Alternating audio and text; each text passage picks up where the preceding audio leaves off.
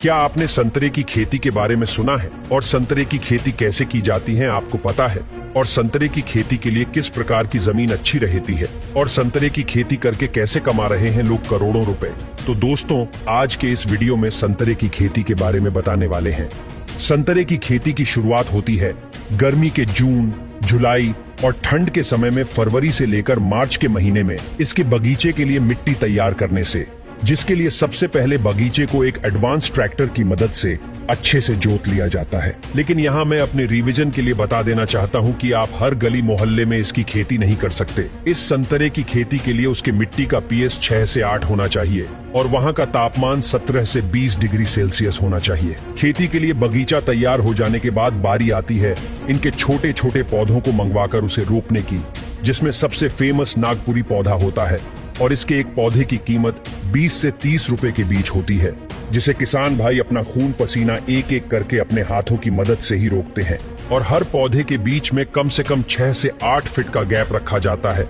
खेत की जुताई और रोपाई के बाद किसान भाई कुछ दिनों का इंतजार करते हैं और पौधे अच्छे से लग जाते हैं तो सबसे पहले किसान इस बगीचे में ऑर्गेनिक खाद डालते हैं और उस खाद के अच्छे से इस्तेमाल हो जाने के बाद पौधे को कीटों और बीमारियों से बचाने के लिए अलग अलग टाइप की दवाइयां और स्प्रे का इस्तेमाल करते हैं, ताकि पौधे पर फल आने से पहले ही वो खराब ना हो जाए और फल आने के बाद भी एकदम चकाचक रहे। इस बीच किसान पौधों को और मजबूत बनाने के लिए उसमें टाइम टू टाइम पानी और बाकी चीजों को डालते रहते हैं।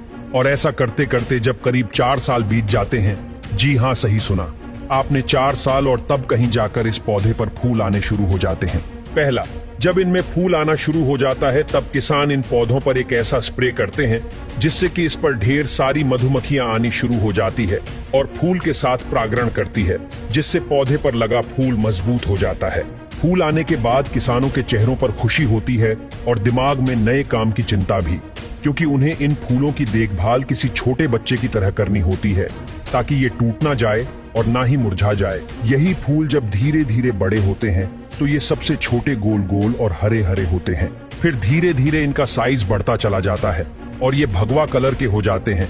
तब इन्हें पका हुआ मान लिया जाता है और आराम से हाथों से ही तोड़ लिया जाता है और फिर उनको ट्रकों पर लोड करके भेज दिया जाता है। बाजार में यहाँ से आप इसे खरीद कर खाते हैं और मस्त हो जाते हैं। बचपन से मुझे सिर्फ 3 ही फल पसंद है, संतरा, संतरा, संतरा, क्योंकि इसका जो खट्टा मीठा स्वाद होता है ना, वो आपको कहीं भी नहीं मिलेगा, यहाँ तक कि फलों के राजा आम में भी नहीं। और जब से कोरोना हुआ है और जब से मुझे पता चला है कि संतरे में विटामिन सी पाया जाता है, जो कि इम्यूनिटी के लिए काफी अच्छा होता है। तो दोस्तों, आपको संतरे की खेती के बारे में जानकारी कैसी लगी, हमें कमेंट करके जरूर बताना।